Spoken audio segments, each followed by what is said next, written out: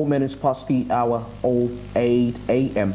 And at this very time, we're heading to the coffee court, and the discussion will be on the gaming and betting business in Uganda as we want to see how this really is working out. How are they earning? How is the industry? And what does it take if you really want to be a part of this industry for those that want to invest into this business? And of course, more of that will be discussed, and you will be given much more insight regarding this. Of course, I won't say much about this. Coffee Court has more.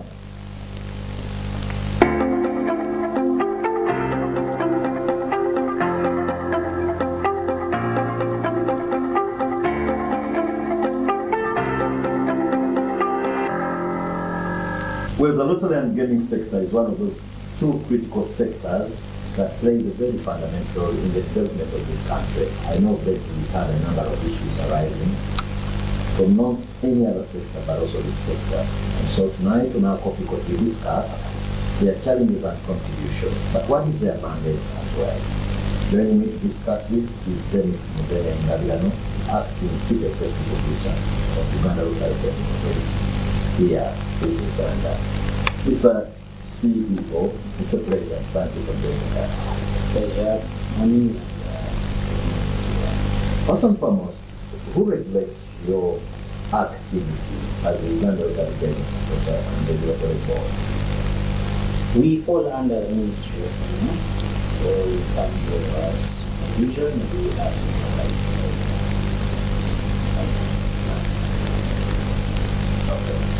Just to bring us to speed, what are the major activities that you do as Uganda Lottery and Regulatory Board? National Lotteries and Gaming Regulatory Board, so body corporate established under the Lotteries and Gaming Act 2016. Our major mandate is basically license, supervise and regulate establishment, management, and operation of gaming activities, and most important, protecting the citizens against the public, against partners. By statistics, how many companies do we have as we talk right now that are fully regulated?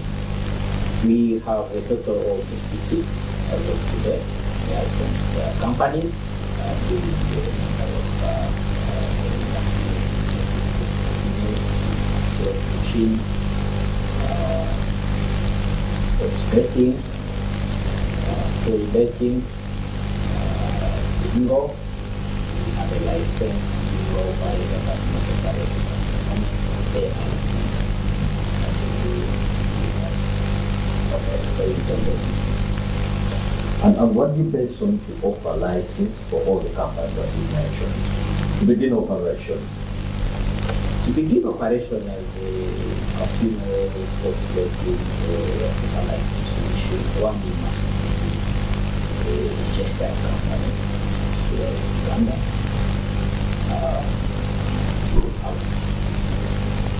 All the requirements, the registered company requires, registered with URA. Some of our categories like casinos, we registered with here.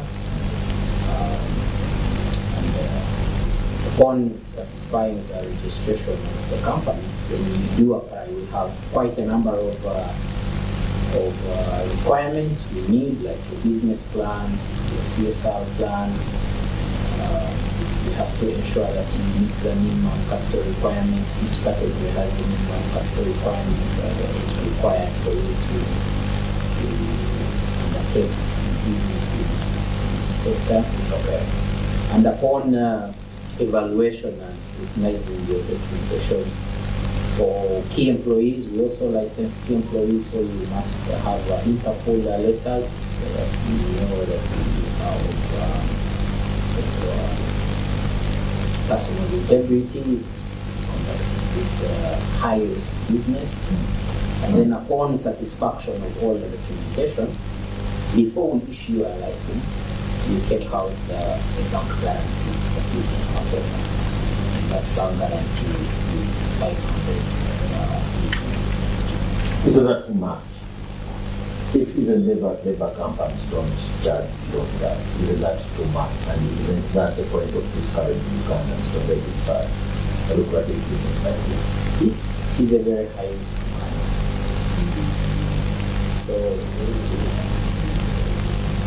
I don't think, in my opinion, that that's too much. How risky is it? Recently, we had a BLQ scandal that you are aware of. Yes, I am. If I may use it as an example, you come, you set up your business, you've set up your website, people are depositing money in the e-wallet, and tomorrow you wake up and close and you run away. You see how risky it is. So if you don't have a fallback position, then you have scammed the public that has trusted you to do business with you. So basically, it's a high-risk business in that the company collects money from the public. The form of gaming we are seeing now that is popular is the online game, where you have to register on an application, a website, you create an e-wallet, you deposit money, and regularly do your betting as and when games. So basically, the company has collected money from the public. So we have to ensure we put safeguards, ensure that the people's money is safe. This sounds to be a foreign business. Is that so? Yes, majority of our operators are foreign. However, in 2019, there was a cabinet directive, especially in sports betting, that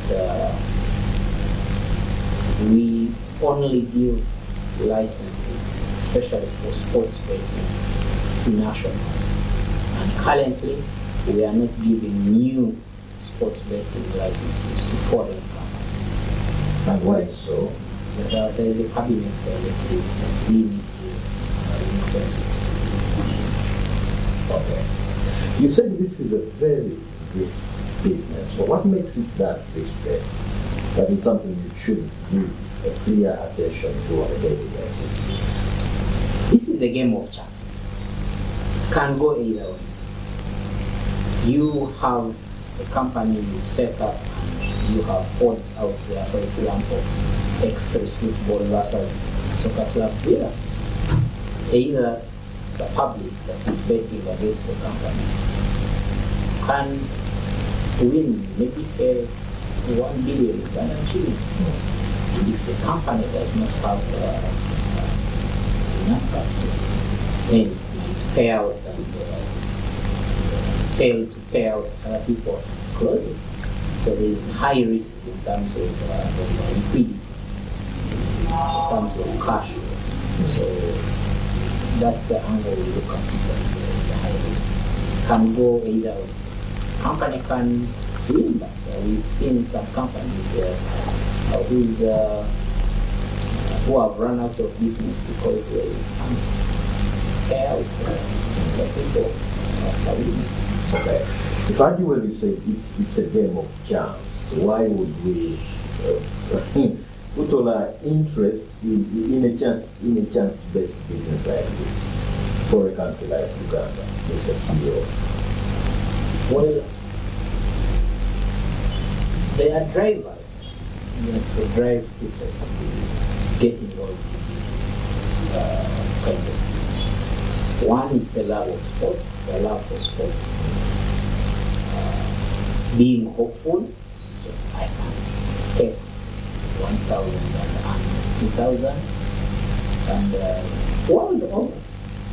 Gambling is a legal business in most countries. Some countries that had earlier actually decided to ban gambling because of technology, they have decided to open up and instead put in place a strict legal framework to ensure they do supervise and respect this. Because with technology now, I can sit here and bet on the UK side. Because with integration in payment systems, I can use my debit card, credit card, to bet on the UK side. So it's something that we have to accept that it is here and find a better way to regulate it. So such a game cannot be in place without rules and regulations. What are some of, now that you said it's first of all a risk business, but also it is a game that involves a number of things.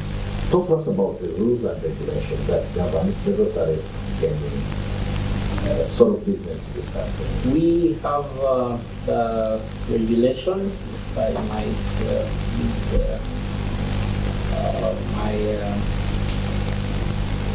we have a set of regulations put in place in 2017. Okay. We have the minimum capital requirements regulation.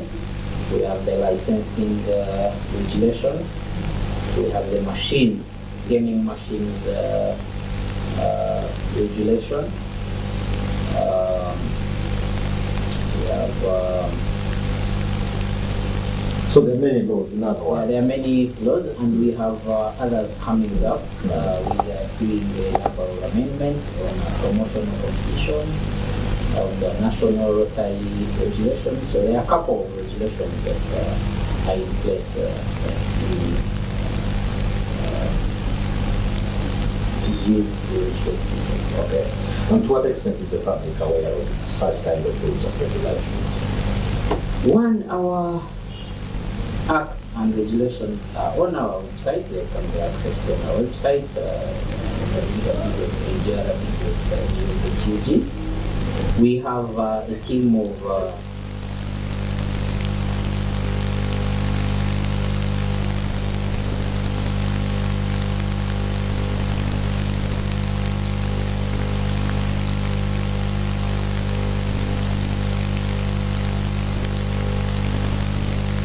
for example, Express Football versus Soccer Club Villa.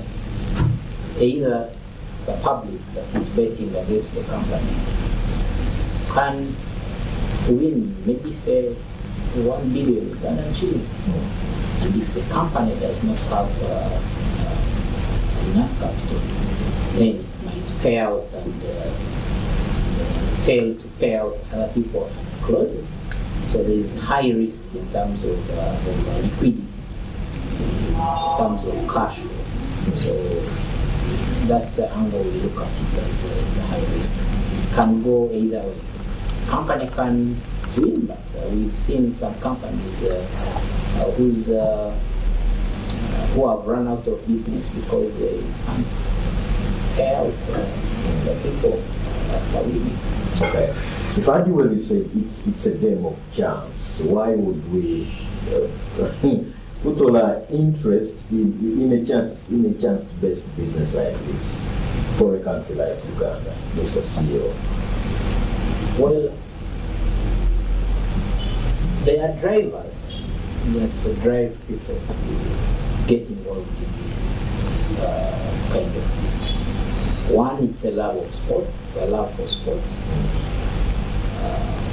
Being hopeful that I can stake 1,000 and earn 2,000, and world over. Gambling is a legal business in most countries. Some countries that had earlier actually decided to ban gaming because of technology, they have decided to open up and instead put in place a strict legal framework to ensure they do supervise and respect this sector. Because with technology now, I can sit here and bet on the UK sites. Because there is integration in payment systems, I can use my debit card, credit card to bet on the UK site. So it's something that we have to accept that it is here and find a better way to regulate it. So such a game cannot be in place without rules and regulations. What are some of, now that you said it's first of all a risk business, but also it is a game that involves a number of things. Talk to us about the rules and regulations that govern the Rotary gaming sort of business in this country. We have the regulations, if I might use my We have a set of regulations put in place in 2017. Okay. We have the minimum capital requirements regulation. We have the licensing regulations. We have the gaming machines regulation. We have So there are many laws in other words. there are many laws, and we have others coming up. We are doing a number of amendments on promotional competitions, of the national Rotary regulations. So there are a couple of regulations that are in place that we use to regulate the sector. Okay. And to what extent is the public aware of such kind of rules and regulations? One, our Act and regulations are on our website. They can be accessed on our website, www.lgrb.go.ug. We have a team of staff that have been moving around the country, especially in high institutions of learning, creating awareness of who we are, what we do, and majorly also focusing on responsible gaming, which is our core mandate to protect citizens against the adversities of gaming. Okay. Many times we get issues with the people that you regulate. First and foremost, it is hard for me to tell which one is licensed. And then in case I have issues with the kind of key players in this kind of sector. So what do I do anyway? Where do I begin from?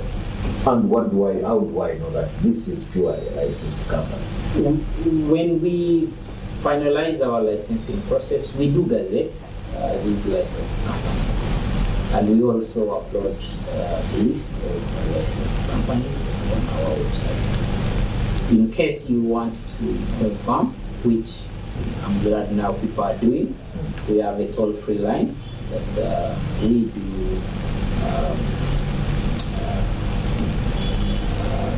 give the public to call and find out if company X is licensed, and we have people now trying to find out.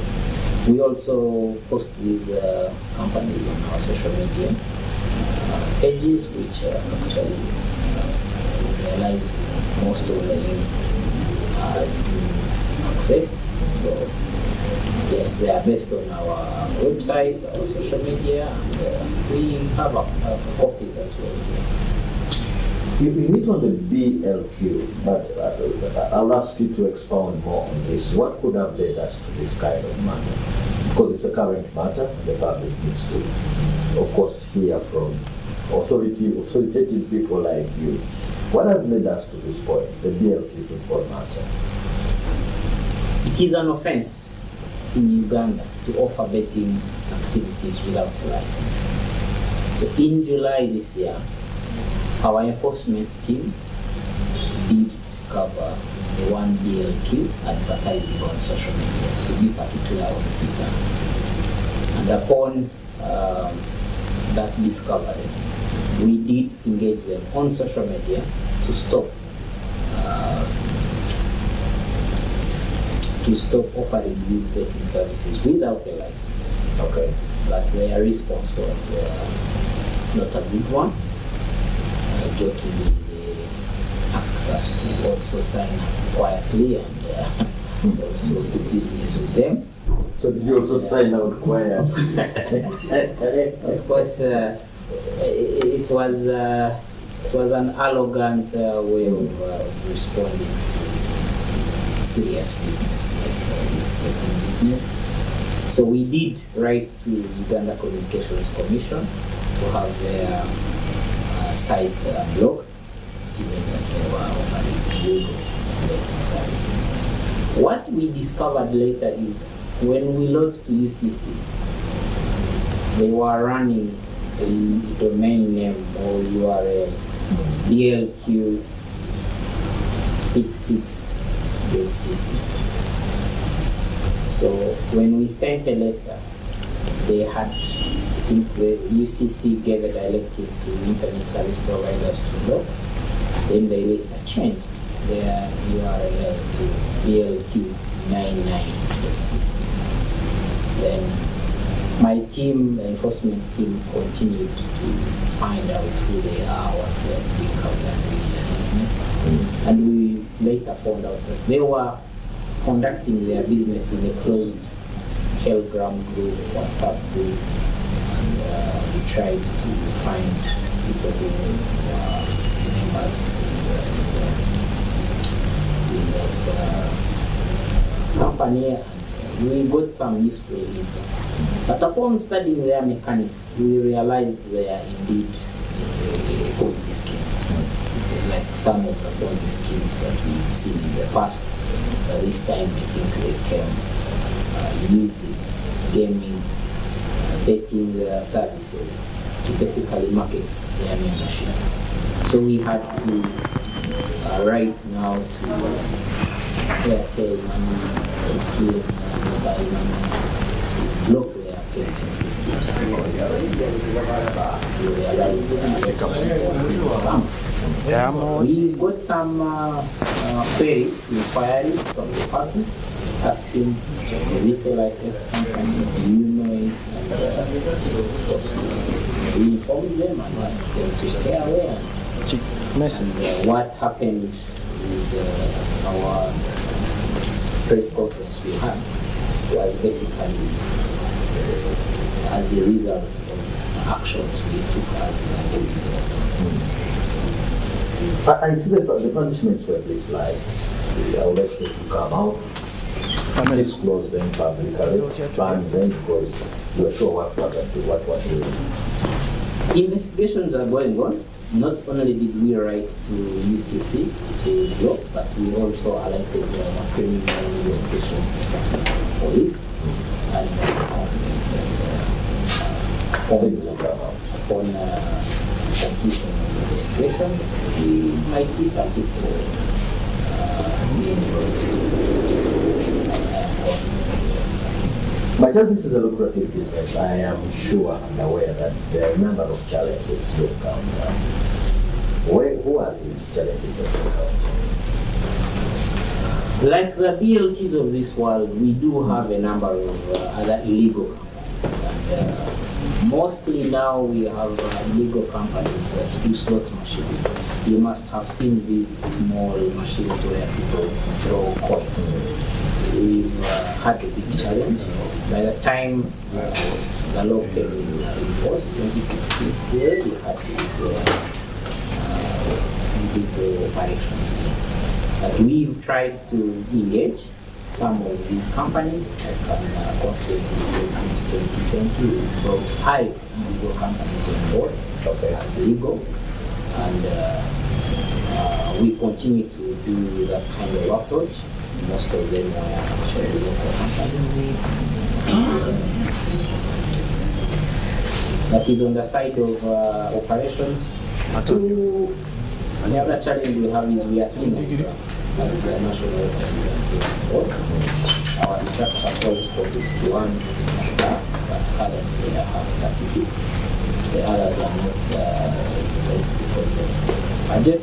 So, like to put it at the start, gaming has spread all over the country. So there is need for us to have presence in at least for the regions of the country. What extent does this contribute to the economy of Uganda?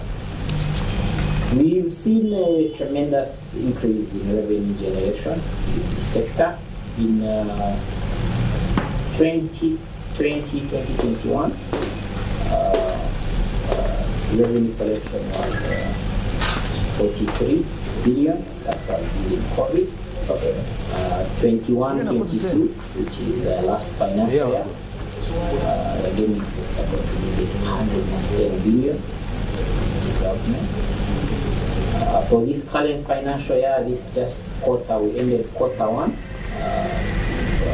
collected 38 billion. So the gaming sector quite Okay, any points of regret as we plan to sign out? Areas of regret from the chief executive's perspective. One, I say it's quite unfortunate because we received quite a number of calls from the public, especially who have invested their money in the LQ. We regret that they have been cheated their money. But like I said, we're working with other government institutions to affect higher.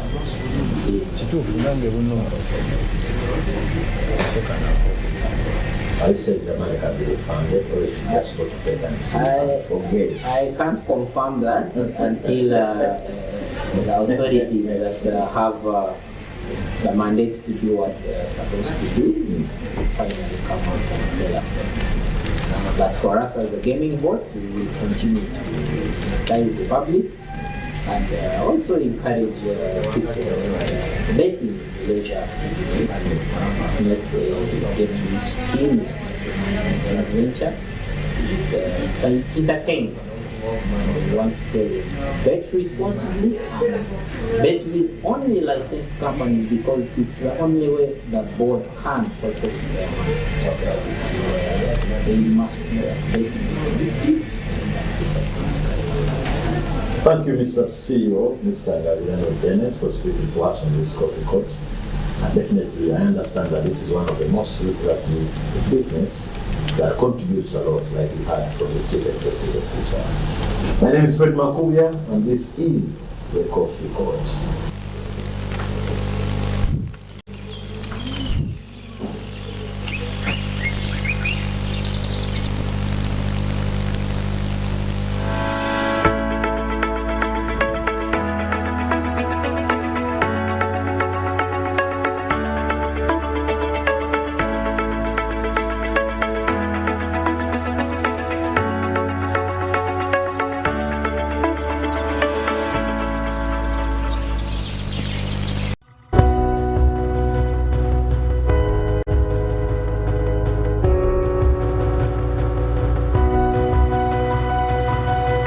Smart 24, driving business.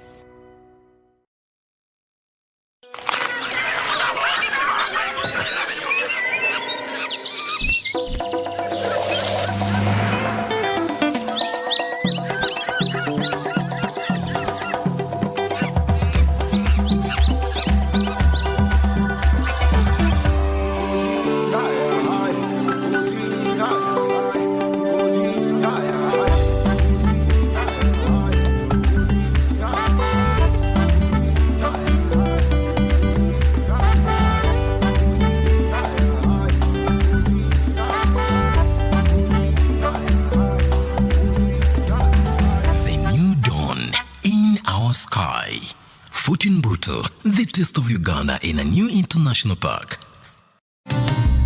Vimba ne MTN Kabode Super esimu ya sereza nga bw'okisasulira mpola mpola kuba amasimu kyusa zi status za WhatsApp laba bu video ku YouTube oba kozesa Google okumanya buli ekiri wansi w'enjuba ku GB bbiri tukuweza buli mwezi okumala emyezi 7 sasulako emitwalo 99 zokka ezisigadde osasula mpola mpola kati okola ki leero genda ku dduuka lya MTN erikuli okumpi weefunire MTN Kabode Super mangu